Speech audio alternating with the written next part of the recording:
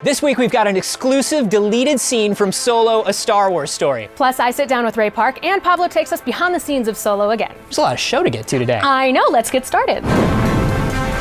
This is the Star Wars Show. From the Lucasfilm headquarters in San Francisco, here's your hosts, Andi and Anthony. Hello, and welcome to the Star Wars Show, the only Star Wars show on the internet brave enough to interview both halves of Maul in 2 consecutive weeks. 2 Mauls are better than 1. And that's only half the story. Because he's half a person. See, it's funnier when you explain it. All the world's greatest goofs aren't funny until you explain them. You're welcome. Solo, a Star Wars story is coming to digital and movies anywhere this Friday. The HD and 4K Ultra HD release will also have the option of coming with bonus features, including a cast and crew roundtable discussion, behind-the-scenes featurettes about Chewbacca and the making of Lando's Falcon, plus 8 extended or deleted scenes. One of which we will show you in its entirety right here on the show in a few minutes, so stick around for that. No, I want it now. And if you're not into the whole... Says everyone scrubbing forward right now. Click. And if you're not into the whole digital download thing, you can wait for the physical release of Solo when it arrives on store shelves September 25th. There are only a few days left to create a submission for the Star Wars Fan Awards. 5 to be exact. And once again, we've got another Lucasfilm expert to offer you tips on your submission. This time, it's in the form of Cinematic Dreamboat John Swartz. Cinematic Dreamboat? I'm lobbying for a new gig.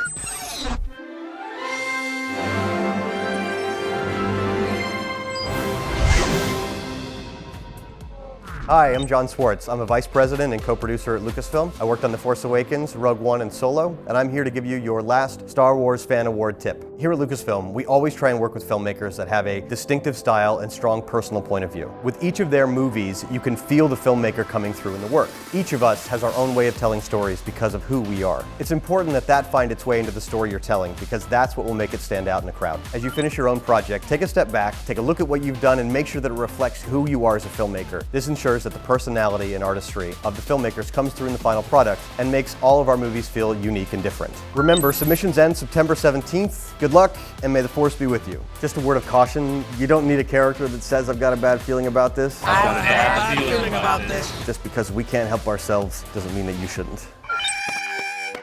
It's Darth Maul. We have Ray Park here. It's so good to see you. I have been dying to talk to you since Solo came out, because you're finally back on the big screen in Star Wars, and I have to know, what was your reaction when they called you and said that he was coming back and they wanted you to be a part of it? Honestly, mind blown. We were in Guatemala at the time, doing a fan convention. We just landed, and Lynn Hale from Lucasfilm was trying to reach me. But not in a million years did I think it had anything to do with Solo. So I said, look, Lynn, my phone doesn't work.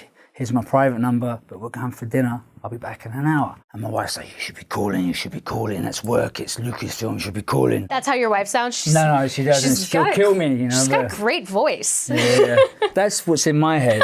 And so I called Lynn, and she said, so, they want you back. Do you want to do it? I went, what? Yes? Now? Can I get on the plane now? I'll shave my hair. She goes, no, we just want to know if you want to do it. And I said, of course I'll do it. I'm there. So of course I start training like a madman. Right. During the day, at night time. I didn't train to get big, I just wanted to be ready. And plus, every time I worked out, I was thinking of Darth Maul. He's been part of my life for 20 years. The first time that I heard that they were going to have Maul do a cameo in Solo, I wasn't sold on it. But when I saw it on the big screen, and when I saw you up there and I heard Sam's voice, I was like, yes, this is how it should be done. What was that process like, working with Sam and collaborating like that? I love Sam. I've seen him over the years. I spoke to Sam a lot on the way to the airport because I was watching Clone Wars and Rebels. I didn't think Darth Maul would be back in Solo and it would have anything to do with Clone Wars, and started just researching everything and getting tips from Sam. Then being on set with Ron, he's such a great director, paid me some great compliments, boosted my confidence as an actor. It was a different process this time. Ron let me do it my way quite a few times, so I was settled in my way. And then,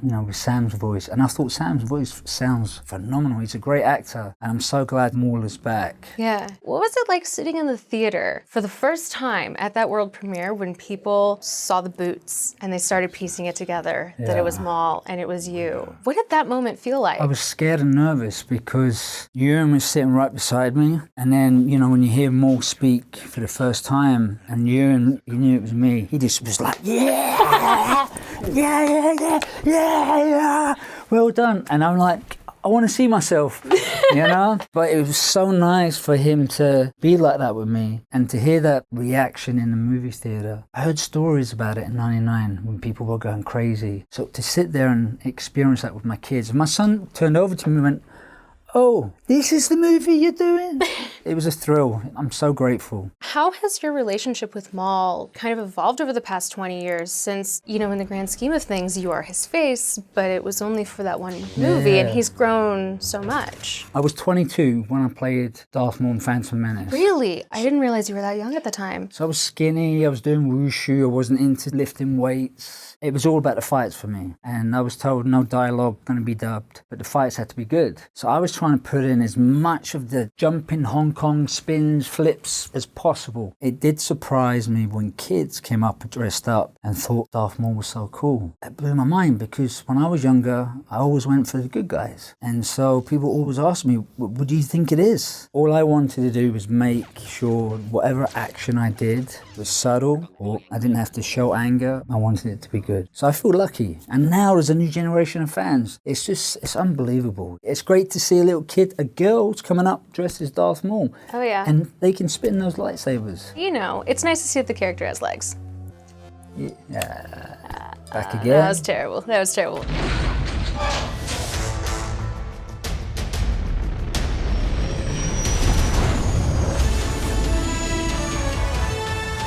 I'm here with Patrick Tubach of Industrial Light and Magic, and behind me is one of the oldest effects ideas in film, but this looks like a whole new version of that effect. It's sort of what we call process shots. When you're out on location, you could actually drive the stunt vehicles really, really fast, and then you have something like this, which is the more broken down version where you're just looking to get very specific angles. And so we've created this little mini stage for ourselves where instead of just putting them in front of a blue screen, we said, what can we do to make it a little more like reality? And what we have here playing as content on our LED screens is all the stuff that we shot out on location so that we're able to then, when we get back in here, project that stuff on the car, and so you really feel like you're actually in the environment. Every time you pop to these process shots, you don't want to feel like you're being taken out of the movie. You want to feel like you're still in the environment that you were in. I'm here with Rob Bredow of Industrial Light and Magic Visual Effects Supervisor. Rob, where are we and what are we looking at outside this window? Here's the Millennium Falcon, but for this movie, we're actually seeing all of the content out the screen in real time. We got 180 degrees of screen, very, very high resolution, multiple 4K projectors to fill this screen. We worked with the creatives on the film to figure out exactly what we were going to want to see in all of the cockpit scenes, and we pre-made all those scenes and got it ready so that when we sat in the cockpit and were ready to photograph it, you could do it all live. You could see out the window the real thing. So what are the benefits from something like this as opposed to doing a blue screen effect? One of the biggest things is the way the actors react. The first time we put them in here for the first rehearsal, they're looking at stars and somebody grabs a hyperspace lever and we actually put them into hyperspace and everyone just freaked out. The actors just went crazy. We have some big scenes in here and it's great for the actors to be able to react to the real thing. So does that mean, can we play any video on this thing?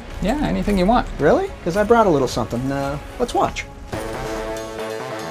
I love this show. You're watching the Star Wars show.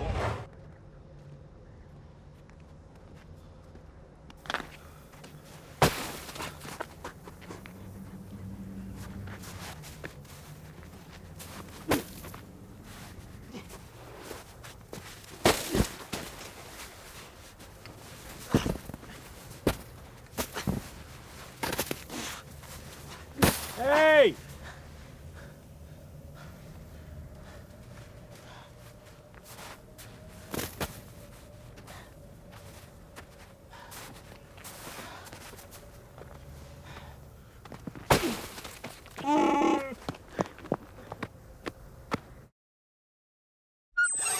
I like that Han and Chewie are having a snowball fight. I want to see more of their buddy-buddy goof-offs. Yeah, I enjoy the fact that they just met and they're already fighting like two brothers in the back of a sedan on a road trip. They're soulmates. It's what happens. It's true.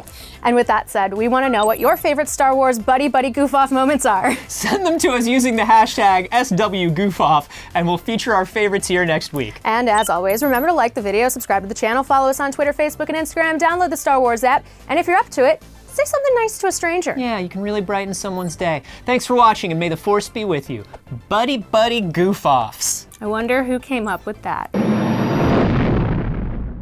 I'd like to talk about when too Darth Maul was a spooky. Spiderman. It's too spooky. You remember that? No. Yeah, you do. I hate That's best. Spiders are the worst. Why would you go with a spider? Then you have to manufacture so many more legs. I think they already had them from the roly-poly droids.